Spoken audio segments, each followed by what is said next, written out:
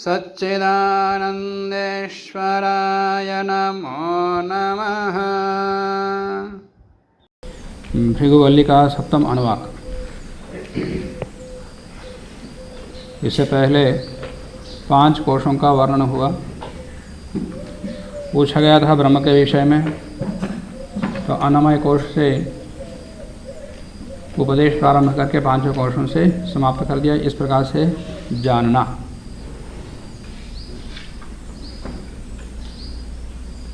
ये हम कोई ये पूछें कि हम ग्रह नक्षत्रों की गतियों को जानना चाहते हैं, उनको स्थितियों को जानना चाहते हैं, या ज्योतिष ग्रंथों को पढ़ना चाहता,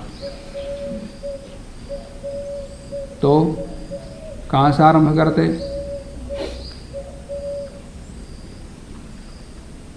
पहले गणित सिखाना पड़ेगा। और कोई उपाय नहीं है। जैसे आजकल इनको पढ़ा, चाहे छोटे हों चाहे बड़े हों, गणित आता तो ठीक, नहीं तो गणित पढ़ा करके फिर ज्योतिष ग्रंथ पढ़ाना। तो ऐसे ब्रह्म के विषय में पूछा जाता तो उपाय यही है कि स्थूल शरीर में आत्मा की मान्यता रहती है, वहाँ से अंदर की ओर बढ़ना, और कोई उपाय नहीं है। यह जगत क्या, तो फिर शरीर में आ जाता। तो इस प्रकार 5 कोशों को बता करके अब अन्नमय कोश के विषय में कुछ विशेष विचार बताते हैं। अन्नम न निंद्यात तद्व्रतम, अन्न की निंदा नहीं करनी चाहिए, ये व्रत लेना चाहिए। मैं अन्न की निंदा ना करूं, इस प्रकार का दृढ़ व्रत, दृढ़ संकल्प, एक व्रत जैसा लेना चाहिए। और अन्न की निंदा क्या है कि हमें जितना चाहिए उतना ही लेना। अन्न का मतलब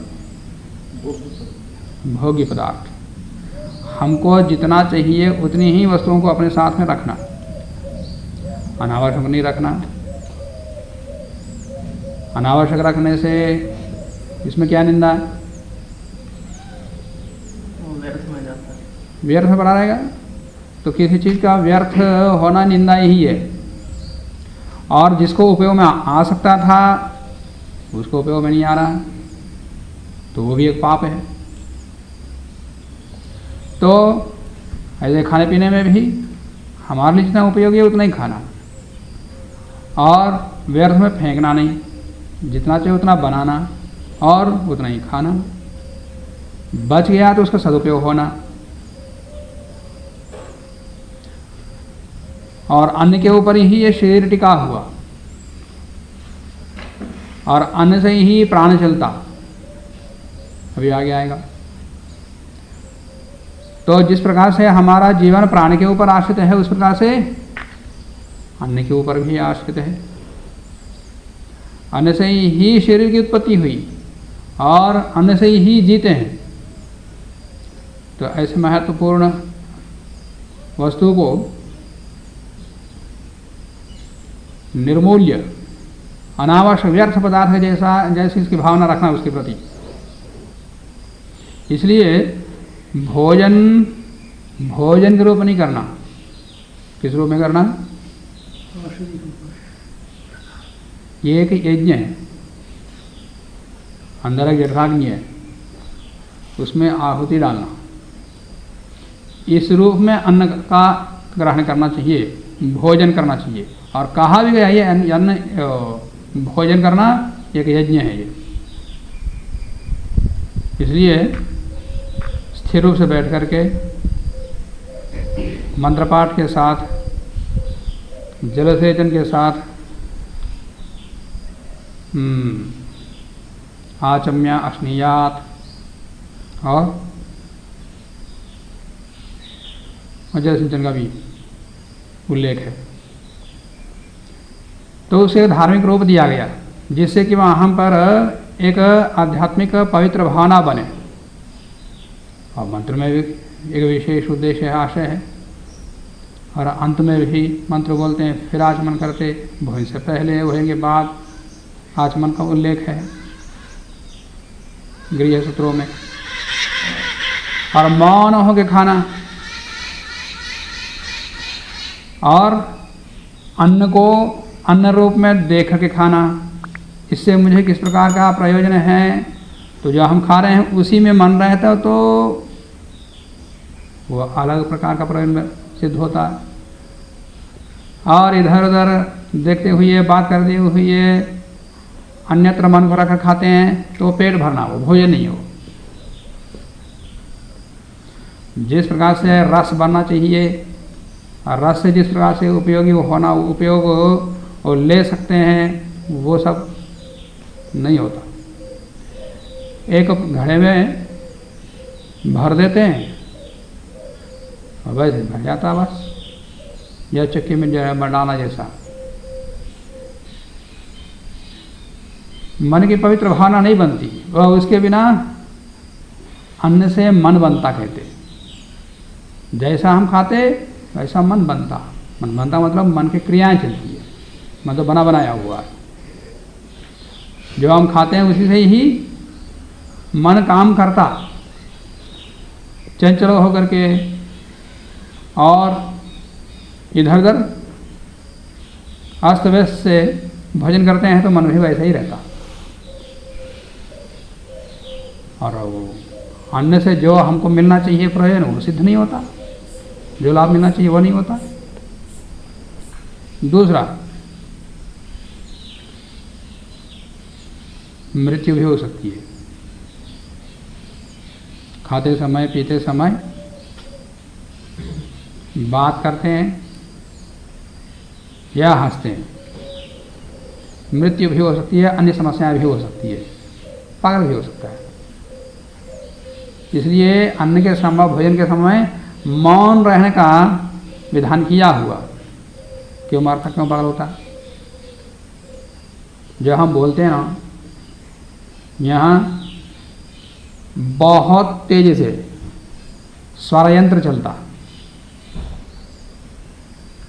हम बोल रहे हैं, हमको ये नहीं पता कि अंदर क्या हो रहा है। एक एक वर्ण को बोलने के लिए आता जाता आता जाता आता जाता, इतना बहुत तेजी से यंत्र चल रहा है। और वहीं से फिर भोजन को भी जाना है। तो भोजन नाली अलग है और श्वास नाली अलग है। श्वास नाली में स्वर यंत्र लगा हुआ है और उसके ठीक पीछे भोजन नाली है, परंतु उससे ऊपर कंठ एक चौरस्ता है। इधर से भोजन जाता है, नाक से हवा भी जाती है। तो जब हवा जाती है उसके लिए श्वास नाली अलग, और जब भोजन जाता है, पानी जाता है, उसके लिए भोजन नाली अलग, पर बीच में चौरस्ता तो एक ही है। वहाँ कौन ट्रैफिक पुलिस खड़ा है उसको तुम इधर जाओ बताने के लिए?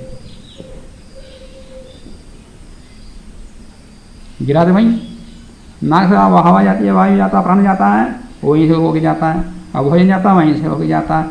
इनको अलग रास्ता दिखाने वाला वहाँ कौन है?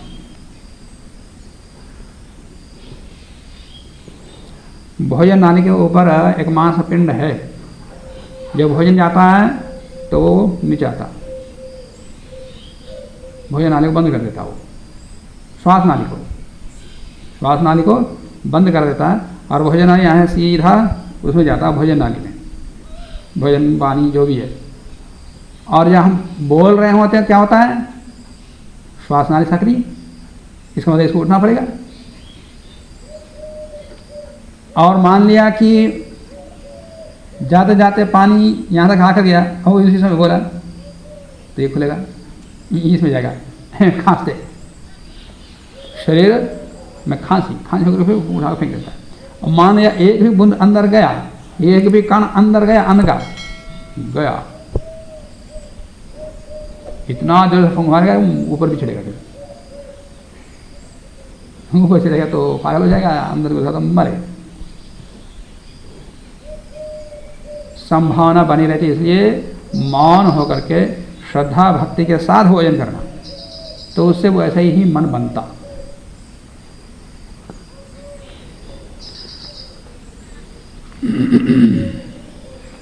तो अन्नम न निंजात, अन्न की निंदा मत करो क्रोध से। कैसा ही भोजन आया हो, ये परमात्मा दिया हुआ अन्न है, ये मेरे लिए उपयोगी है, इस पवित्र भावना से उसको खाना। क्या बेकार बना के रख दिया। ये कोई भोजन है? फीका फीका, किसी काम का नहीं। तो तुम भी किसी काम का नहीं बनते। भोजन जैसा आया वैसे खाओ, संतुष्टि के साथ। बढ़िया है तो भी संतुष्टि के साथ, तो संतुष्टि तो रहती है। सामान्य बना तो भी संतुष्टि के साथ खाना, प्रसन्न होकर खाना, नहीं तो निंदा। और कोई कोई थाली में उठाकर फेंक देते हैं, क्या भाई बना के रख दिया बनाने वाले के ऊपर। आचार्य को भी देखा, बेकार वो है रोटी उठा करके उसी छात्र के ऊपर फेंक देते हैं, क्या भाई बनाया। थाली उठा फेंक दिया तो दाल को सब ऊपर गिर जाता है। तो यह अनिक निंदा कहते हैं। ऐसा अनिक निंदा करने वालों को उसको फिर वो अन्न नहीं मिलता, ठोकर खाना पड़ता है।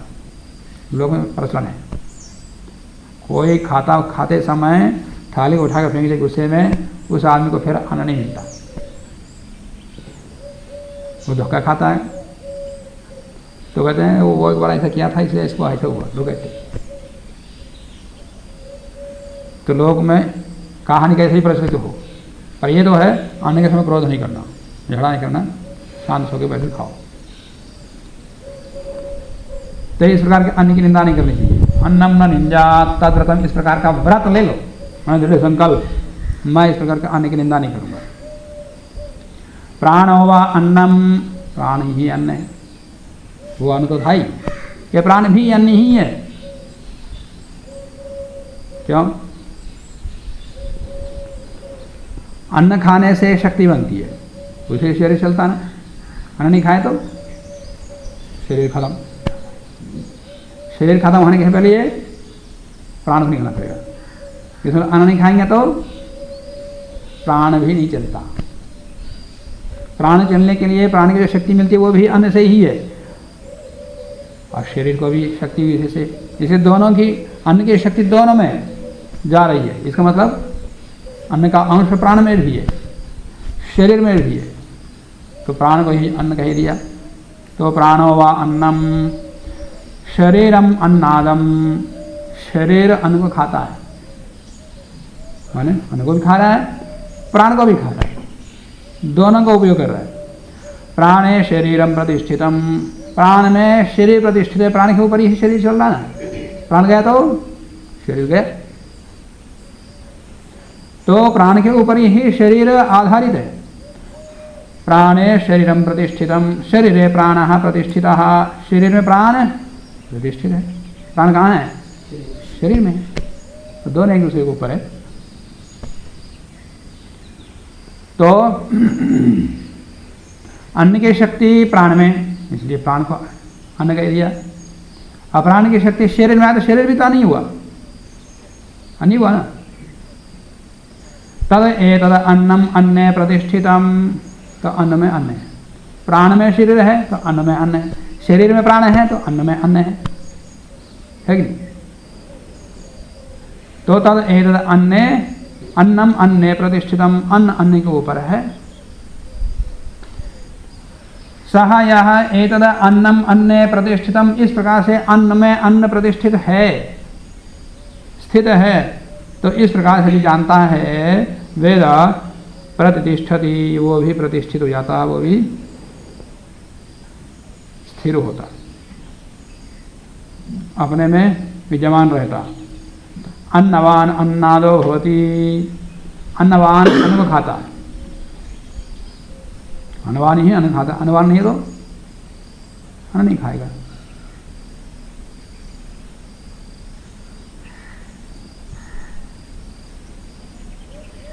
अन्नवान अन्न को खाता, तो अन्न को खाने के लिए अन्नवान बनना पड़ेगा। अन्न का मतलब केवल अन्न ही नहीं, अन्न धन आदि सब भोग्य पदार्थ, तो भोग्य पदार्थ वाला ही भोक्ता बनता है। ऐसा भोक्ता महान भवति प्रजया पशुभिः ब्रह्मवर्चसेना महान कीर्त्या, तो वो प्रजा से, पशुओं से और ब्रह्मवर्चस से, महान कीर्ति से महान हो जाता, वो महापुरुष हो जाता।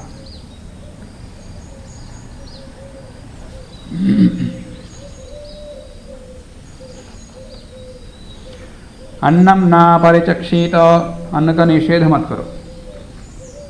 हाँ, यह बेकार का वही बना दिया, हमको नहीं चाहिए, मैं नहीं खाता, तुम ही खाओ, तुम बना दिया तुम खाओ। अन्न का निषेध मत करो, अन्न का खनन मत करो। तद व्रतम, ये एक व्रत है, एक कर्म है, आचरणीय कर्म है, निषेध कर्म नहीं। तो इसको अभी एक व्रत के रूप में संकल्प ले लो।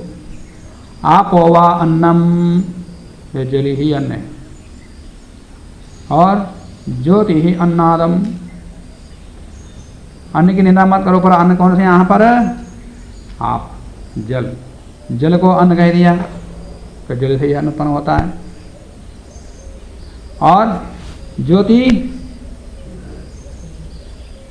अन्नाद है, अन्न को खाने वाला। सूर्य की ज्योति अन्न को खाता है, कौन सा अन्न खाता है? जल रूपी अन्न को। वो ऊपर जल को भाप बना करके, वाष्प बना करके ऊपर ले जाता, तो वो उसका अन्न है वो। तो आपोवा अन्नम, जल अन्न है, और उस अन्न को खाने वाला ज्योति है, सूर्य है। अप्सु ज्योति प्रतिष्ठितम, जल में ज्योति प्रतिष्ठित है। जल को ज्योति सूर्य खा रहा है, अग्नि खा रहा है, और जल में ज्योति है। तो जल में ज्योति कहाँ है? मेघों में विद्युत है, भयंकर ज्योति है वो, भयंकर अग्नि है वो। तो अपसु ज्योति ही प्रतिष्ठितम, ज्योति ज्योति ज्योतिषी आपः प्रतिष्ठिता, और ज्योति में जल प्रतिष्ठित है। तद एतद अन्नम अन्ने प्रतिष्ठितम, ज्योति में कैसे? वो ज्योति सूर्य जल को खा रहा है, तो जल को खा रहा है तो जल की शक्ति उसमें गई ना। जैसे अन्न को खाने से अन्न की शक्ति प्राण में है, तो प्राण को अन्न कह दिया।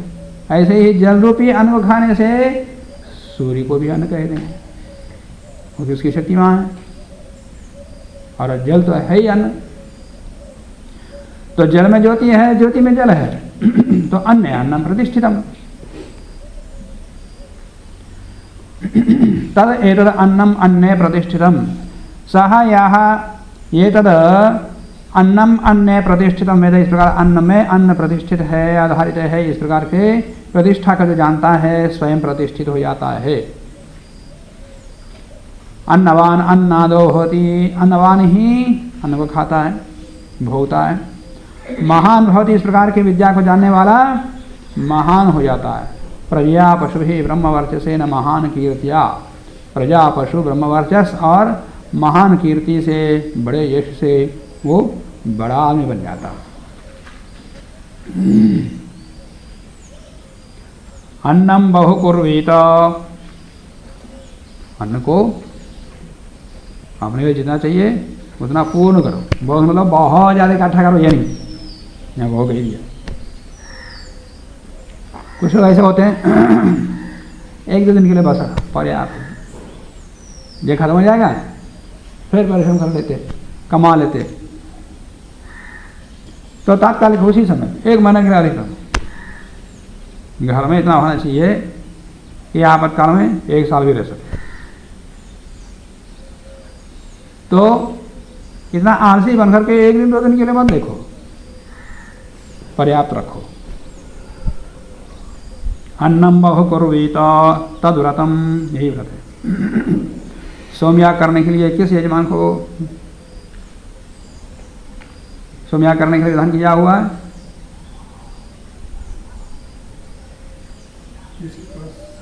जिसके पास जितना खर्चा होता है कम से कम एक साल के लिए पर्याप्त उसके पास अन्न आदि हो, कोई कठिनाई ना हो, उसके अतिरिक्त जो है अतिरिक्त हो उसके पास, या करने के बाद भी उसके पास से एक साल तक कोई कमी नहीं रहेगी, ऐसा अमर जिसके पास हो वो सोमयाग कर सकता है। बड़ा खर्चा होता है, सोमयाग कर लिया फिर घर में भूखा मर सको, फिर ये पाप ही होगा। तो अन्नम बहुकुर्वीत, अन्न पर्याप्त रखो अपने पास। जैसे काम करते मित्र के लिए तो वैसा मैं भी करूँ तो यहाँ खाने पीने को है ही नहीं, खत्म होने से पहले ला के रखता हूँ तो कुछ पता नहीं लगता।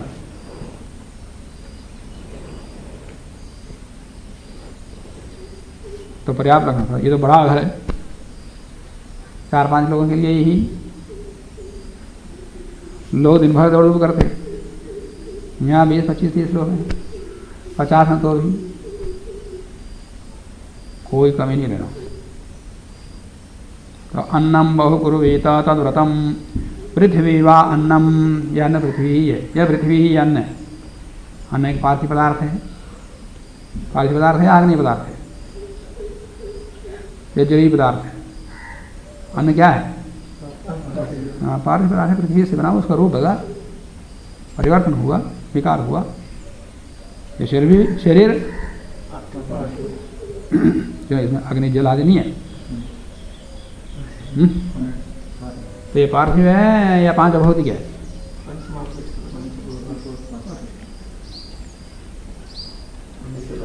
ये शरीर पार्थिव पदार्थ है या पांच अभौतिक पदार्थ है?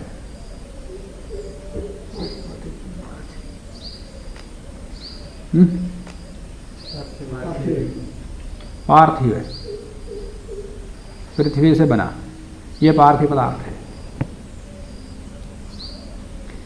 शेष अन्य पदार्थ इसके साथ संयुक्त हैं, सब मिलके बने नहीं।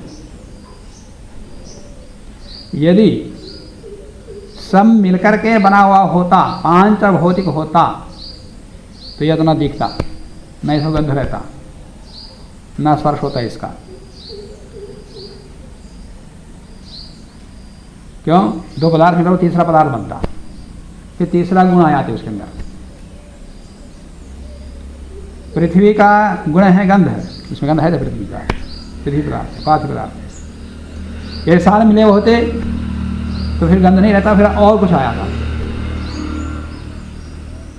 रूप दिखाई दे रहा है तो इसके साथ अग्नि तत्व मिला हुआ है, ऐसा मिले होते तो फिर अग्नि तत्व नहीं रहता, फिर वो और कोई नया पदार्थ बनता और नया गुण आ जाता, नया धर्म आ जाता, फिर रूप नहीं रहता। इसका मतलब संयुक्त है, मिले हुए नहीं है। परंतु प्रधान रूप से पार्थिव पदार्थ इसके अंदर है, इसी इसको पार्थिव ही कहते हैं शरीर को। शेष संयुक्त है, दर्शनों में चर्चा है।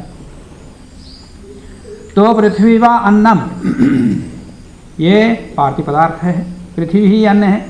पहले अन्न को अन्न कह दिया और उसके बाद जल को अन्न कह दिया। तो जल को अन्न कहा तो फिर उस जल रूपी अन्न को कौन खा रहा था? ज्योति, सूर्य, अग्नि। और यहाँ पृथ्वी अन्न है और आकाशो अन्नादः, आकाश इस पृथ्वी रूपी अन्न को खा रहा है। दोनों एक दूसरे से संबंधित हैं, एक अन्न दूसरे अन्न में। पृथ्वी के ऊपर आकाश है, आकाश में पृथ्वी है। तो पृथिव्याम आकाशः प्रतिष्ठितः, पृथ्वी में हो आकाश प्रतिष्ठित है। आकाश है कहाँ है? ऐसे देखते हैं, पृथ्वी ऊपर है, पृथ्वी के ऊपर आधारित है। आकाश है पृथ्वी प्रतिष्ठिता और आकाश में पृथ्वी है, दोनों हैं एक दूसरे को में। तद एतद अन्नम अन्ने प्रतिष्ठितम, इस प्रकार से एक अन्न में दूसरा अन्न प्रतिष्ठित है। अच्छा, हम पृथ्वी के ऊपर खड़े हैं, लटके हैं,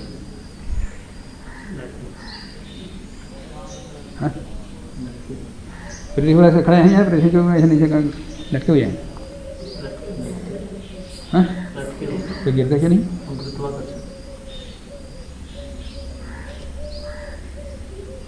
शरीर में उल्टा हो गया जाओ तो नीचे ही नहीं गिरते।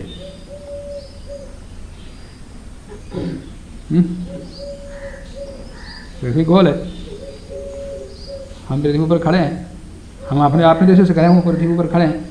आज नीचे धरती वाला है,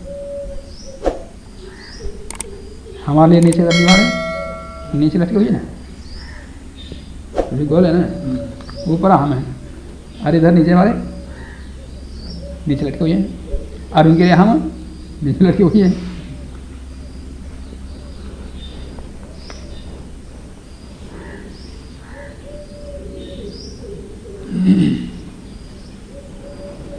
आकाशे पृथ्वी प्रतिष्ठिता तद एतद अन्नम अन्ने प्रतिष्ठितम सह यः एतद अन्नम अन्ने प्रतिष्ठितम वेद प्रतिष्ठति। इस प्रकार के एक अन्न में दूसरा अन्न से प्रतिष्ठित है, आधारित है, आश्रित है, इस प्रकार जो जानता है वो स्वयं प्रतिष्ठित होता है।